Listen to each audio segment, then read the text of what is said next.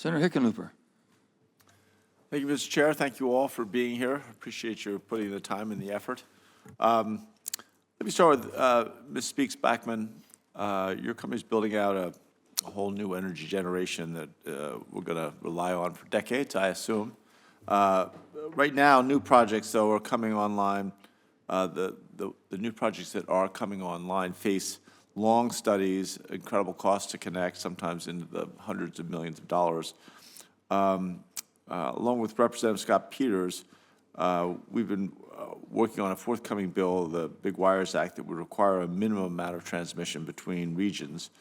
How would something like the Big Wires Act, that helps break that logjam, how would it add to kind of facilitating wind, solar, gas, and storage projects that are piling up in interconnection queues, and what would that mean for reliability and affordability?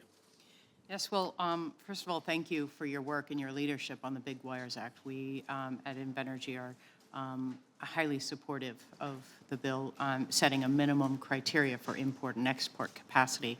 You know, transmission helps accommodate new generation projects, which in turn help to strengthen the grid. It is a symbiotic relationship, if you will.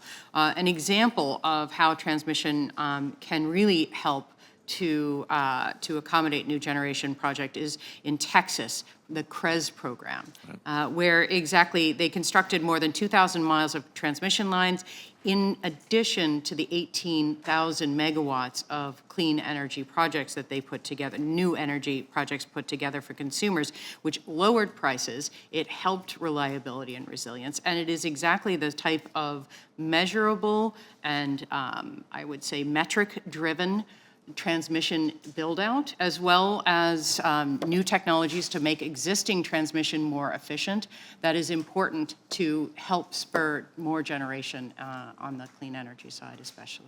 Exactly. Thank you. Mr. Melito, although Colorado is not a coastal state today, as a former geologist, I like to remind people that at one time we had prime coastal real estate. We certainly recognize that offshore resources like offshore wind are a big part of our country's energy future. Right now, we're losing that race to China. The statistics they gave to me was that China had installed more offshore wind capacity in 2021 than the rest of the world did in the previous 5 years. How can America better tap into its rich offshore resources to continue to diversify our energy mix? Yeah, thank you for the question. One of the areas where we need increased certainty and predictability is in the ability to get acreage through leasing. Right now, there's some of the questions that were raised earlier about the tie between oil and gas and between offshore wind. So let's make sure we work together to create schedules for leasing for both oil and gas and wind so that we can continue to allow both to thrive. The administration has done a strong job of pushing forward with the construction operation plan approvals for these projects. So they're coming online, they're still in the water, and we're beginning to see a lot of excitement around the prospects for continued approvals and for continued construction of these projects.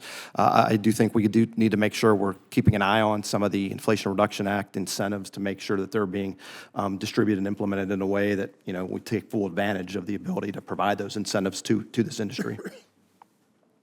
Great, thank you. I'll come back to Ms. Speaks-Backman. Recently, Senator Tom Tillis and I filed a bipartisan amendment to the NDAA, which would have had the Department of Defense investigate risks to mission readiness if we had an inadequate ability to move power between regions at home. So again, getting back to that, you know, the sense of large-scale transition, what role could that play in helping ensure power supply to critical infrastructure like our military bases at home? Well, certainly, grid reliability impacts all aspects of our economy, but especially our security and our national security and defense. There was a statistic, I'd have to look that up, something along the lines of 6,000 Let me make sure I have the right notes. It's something along the lines of 6,000 outages in the last 2 years at military facilities. And that's not acceptable. It does impact our national readiness, and that means we need a more efficient grid, we need more reliability, and we need measurable elements of the planning system that help us to figure out what the reliability and resilience levels need to be in order to protect our country. Great. Thank you, and I guess I'm out of time, so I'll yield back to the, as an exploration geologist, I had a couple good questions, but I'll put them in writing. Back to the chair.